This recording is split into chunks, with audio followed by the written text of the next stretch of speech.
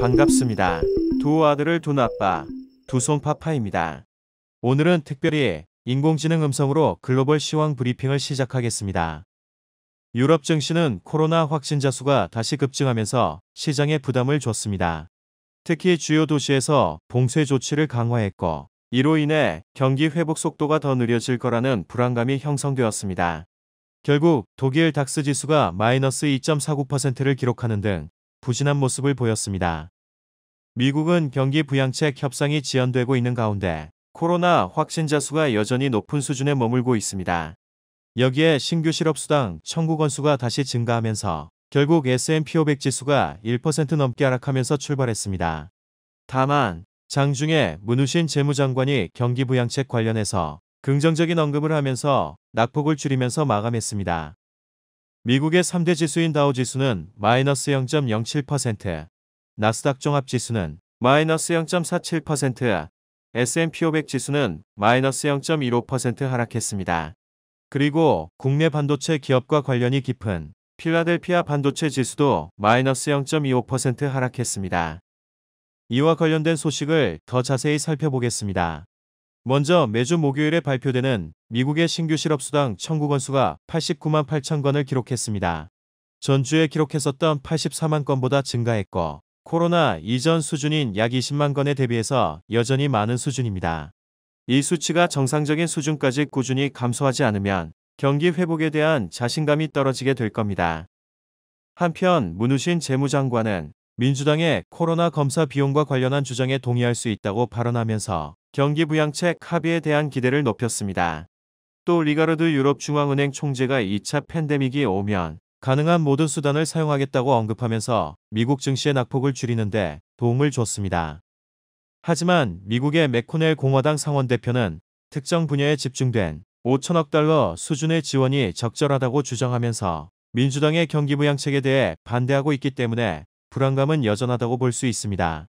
특히 미국 대통령 선거가 20일도 안 남았기 때문에 불확실성이 점점 커지면서 증시에도 부정적인 영향을 주지 않을까 생각합니다.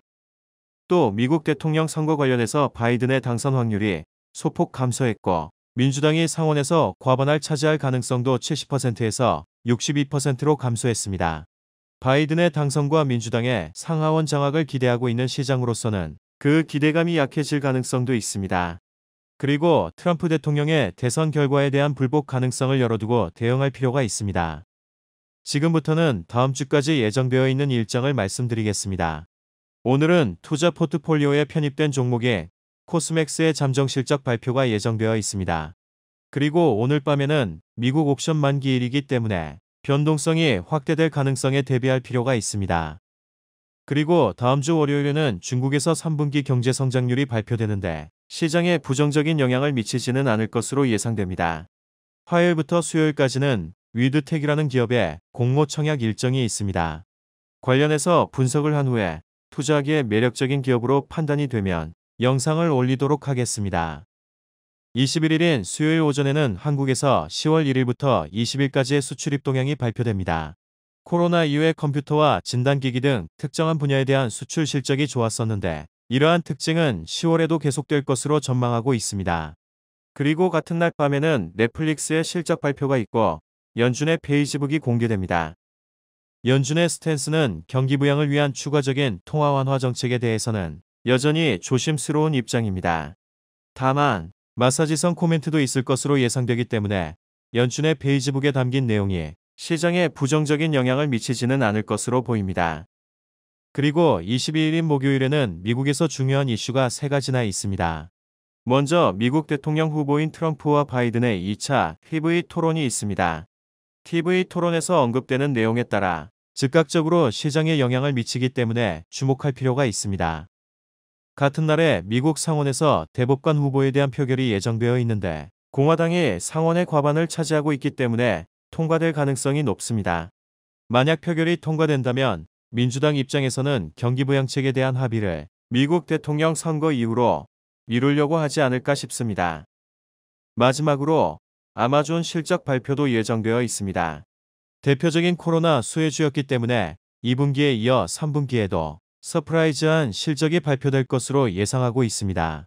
다만 아마존의 주가는 이미 많이 올랐기 때문에 상승폭은 제한되지 않을까 싶습니다.